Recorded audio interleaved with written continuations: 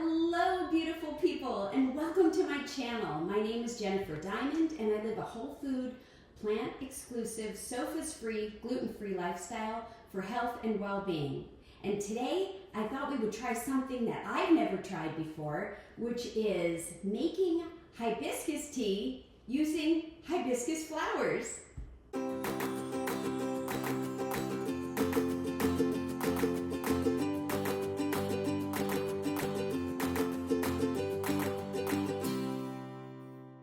So I went to my farmer's market over the weekend, and I always try to get, things that I eat regularly or use regularly, and I also look for things that are different that I've never, experienced or used before or tried. And this week, one of the things that I bought that was new to me was hibiscus flowers to make hibiscus tea. So this is how I was able to purchase it. It came in a little container, and these are the flowers, and they're a very unusual texture and rubbery. It's very interesting, right? For me, I normally, I look at a flower and I see greenery or, different petals, different things, but this is what we have. So I have this bowl here, and one thing that they said to do, when I asked how to do it, is just to peel off the petals, and they're attached at the bottom here, so I guess I'll just tear them off and place them in here. Now I wonder if this is part of the petal. So I'm gonna take everything off except they said, don't use this middle part. So let's see what the middle part is all about. But I don't know if this is right around, but I'm gonna go with using all of it. And so, wow, look at that. That is the middle part that apparently we're not gonna be using. And so I'm just gonna go ahead and start making this bowl full of petals. So here we go. Now, I don't know if I'm going to use all of these petals at one time, and they're fresh. And so I was trying to figure out, well, what could I do? And what I could do is dehydrate them. And then I can use them anytime, because all I have to do is put them in my dehydrator, dehydrate them down to get all the moisture out, and then when I'm ready, I can go ahead and, place them into water and boil them a little bit, or maybe just, get the water hot enough and simmer it. So what I am noticing right away is that looks like they stain. So that's something that I didn't know. So maybe what I'll do is get some gloves on. Okay, I'm back, and we will continue forward. But I did want to mention that, some of the other things that I used before I knew about making this myself is just hibiscus tea supplements. I have, this traditional medicinals, and this is an herbal tea. I really kind of stopped drinking tea for quite a while, because I was drinking a lot of green tea, and that of course has a little bit of caffeine in it. And when I stopped completely, I was able to, realize that maybe it was causing a little bit of a headache for me. But I just don't drink it every day, and I haven't had it in months, but this one's caffeine free. And so I brought this up here so we can compare what it looks like. I also have something that I got a long time ago. It's a crystal. It's a tea crystal, and it's hibiscus, and it's also, they're both organic. This is interesting because it's just like a packet, and you just pour it into the hot water, and it's really good for travel. But I have no affiliation with either of these. I can see if there are links that I can put in the comments, but what I really wanted to focus today was on the fresh flowers, the hibiscus flowers, and how beautiful they are, and just experiment with, you know, something different, something new. So I'm going to continue to peel off all of the petals.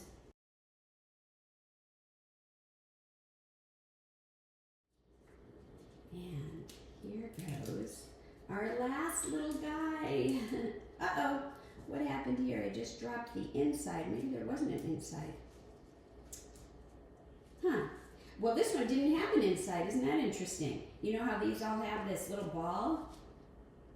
But that's okay, because I don't see that anything else was in there. So here we are. And I'm going to put all of this in here. I have no idea if this is something that could be put in a compost or, you know, what to do with this. So if anybody knows, what do you do, if anything, with the inside of the hibiscus flower, please leave a comment and tell me. I would love to know, you know, if there's anything else that we can get from that. But in the meantime, here we are with our inners, and they are so pretty. And they're kind of like this rubbery texture, which is also interesting. I'm not really sure what this pitcher size is, but I should have measured it. At any rate, this is a pitcher, and I love this pitcher.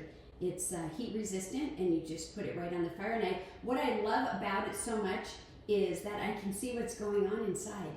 So I filled it with the Berkey water. This is room temperature, and I'm gonna go ahead and, I don't know, maybe a handful. Should we start with a handful and just kind of put it in there? And that's pretty even just sitting in there. Maybe we'll do a little bit more. Handful, maybe 2 small handfuls. And I'm gonna go ahead and put this on the fire and start heating it up. Wow, isn't that beautiful? It's already so pretty. That's what I love about this. It's just so pretty.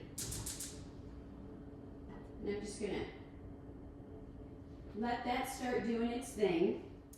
Now I decided to go ahead and take out a candy thermometer that I have, just because I thought, well, maybe we should see, you know, what it looks like when the water is hot enough. And I can't, let's see, there are little bubbles coming up, so it might be hot enough. So let me just stick this in here. You never want the bottom of the thermometer to touch the bottom of your container, because then you'll get inaccurate reading. And I normally wouldn't do this, but you know, let's be curious. So right now it is approaching, let's see, it's about 130 and it's still climbing. So I'm gonna go for 170-ish, and then I wanna turn it off. It's approaching now at 150 degrees, so we're almost there. And once it reaches that temperature, I'm just gonna let it sit, and I might let it sit overnight and just really, you know, get the flavors going here. And I'm anticipating that the water will turn pink. But this is all guesswork. I have not done any research other than asking the farmer's market guy. So, you know, if I'm missing something, fill me in. But it's something that I just really enjoy doing, is experimenting. And, you know, of course I like learning things the proper way to do things, but I also am okay to just kind of play around with things. Because for me, joy comes out of being curious and playful and doing things that are different. You know, we get into such routines sometimes where things are automatic. Like, have you ever driven somewhere and you think, oh my gosh, I wasn't even paying attention to my driving because it's so autopilot, you know what I mean? And so this way we can kind of break that cycle and, you know, bring the joy back in curiosity. You know, when I was a little kid, you know, things were so brand new and everything we did was brand new. This way, I see that in my grandbabies, you know, when they discover, and it's like, God, I want to, you know, I love to watch them explore and learn, but I also think it would be fun to feel that myself. So, whoops. And so we're at 150 strong. So I'm gonna let it go for just a few more minutes and see. if we can get the temperature up just a hair. So in the meantime, I'm just gonna clean up a little bit and we'll be right back. Okay, I'm gonna check the temperature again, and I'm noticing that the water looks like it's getting a little pink. And that's kind of cool. I would expect it to, but you never know. So I'm just gonna go ahead and put this temperature gauge back in here. I might even just turn it up a hair. I had it between low and medium on the closer to the low side, and I mean I barely moved it up, so it's still not at medium, but it's a little bit closer to medium now. And this range doesn't have, you know, temperatures on it. Some of you have different. So you just kind of work with what you have. Okay, so now it's climbing. Oh, here we go. 150, 160, and climbing. We might be there, guys. 165. Okay. Come on. 170. I'm going to go ahead and turn the water off, and I'm going to show you the gauge. It says, oh, it just went down so fast. I was going to show you, but it's already not the temperature anymore. But it did say 170. So I'm going to go ahead and show you. Now, this handle is not hot, but sometimes it can be hot. Of course, this is really hot. So let's just take a quick peek and see. Can you see how it is got like this tinge of pink? I mean, I think this is a good. Trying not to get the reflection of my pink shirt. How about if I do it this way? Against the wall. You can see. And so over time, I think it's really going to get nice and pink, and I'm just going to let it sit here in the back off of the hottest burner. And when it's cold or cooled off in a few hours, or whenever I decide is the right time, then we'll drain it and taste it. So stay tuned. Okay, so it's been a little over an hour, and I thought it would be time to check in and see how our hibiscus tea is doing. So we have it sitting over here, and look at that. The steeping really did a good job. Let's see, I'll do this again. There we go. The color is really, really great. And the flower petals are beginning to kind of, you know, turn more of a, not white, but you could just see that the color is coming out of the petals and going into the water, which is forming our tea. So I'm gonna pour a little bit and let's taste it together. And you know, I'm just gonna leave the petals in all the way, like, for good, because I can just drain them off and not let them go into the cup that I'm drinking out of.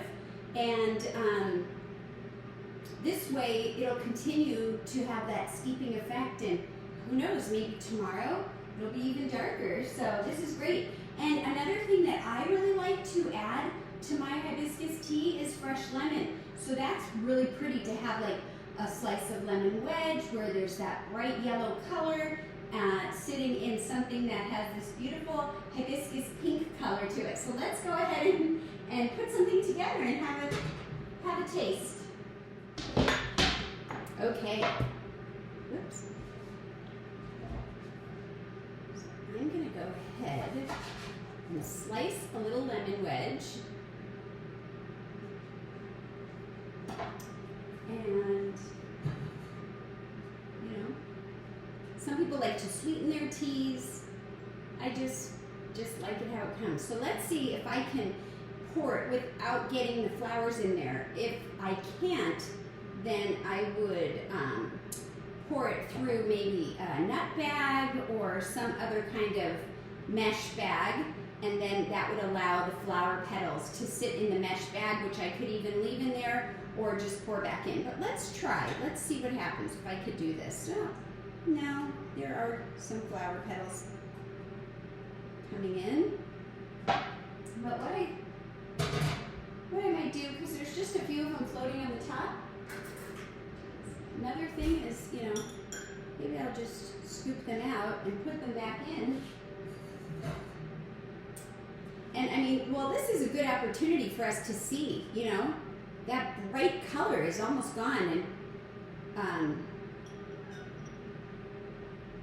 I'll have to see how it goes, but I might actually just get rid of them by tomorrow if there's still any more color left in them. If all the color is gone, I mean, then I might just take it out and just have the tea. But I kind of want to continue to let it steep, and, you know, no big deal.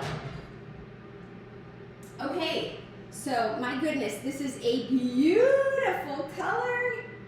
And the smell. And it doesn't really have much of a scent to it. Really just doesn't. So I'm going to taste it plain, then I'm going to add the lemon and just kind of show you the difference in how it can change the flavor, of course, because lemon is such a strong flavor, but it will also bring a beauty to just looking at it.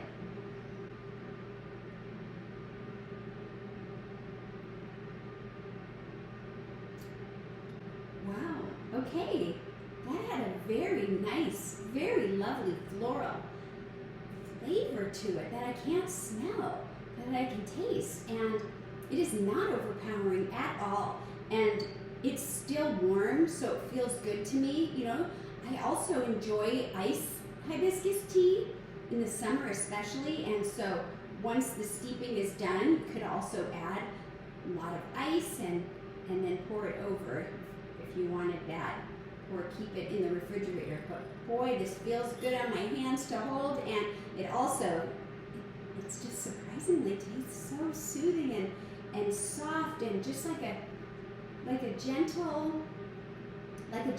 warm floral hug, if that is even such a thing.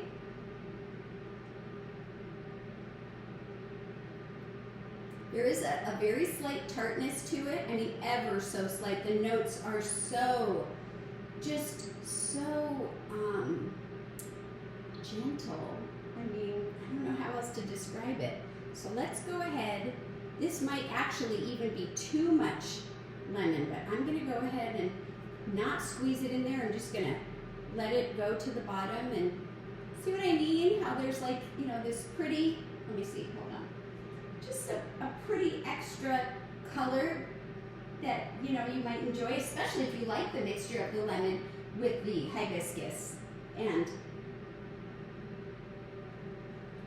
I can already taste it because it's very juicy. I didn't really need to squeeze it. I can see the lemon becoming a little more overpowering if I left it here, if I squeezed a lot of it in there, especially since it's just, you know, still newly steeped tea. But I'm so glad I did this. Thank you so much for joining me. This has been really fun, and I, you know, will have to check in hopefully tomorrow or later today and let you see what is happening in the dehydrator, and if this changes at all, becomes any darker. But for now, I think, you know, we've got some homemade hibiscus floral tea that can only help in so many ways with feeling good inside and outside. And cheers to you.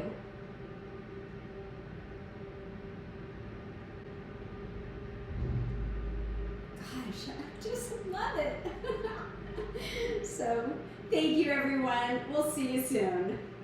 Bye now.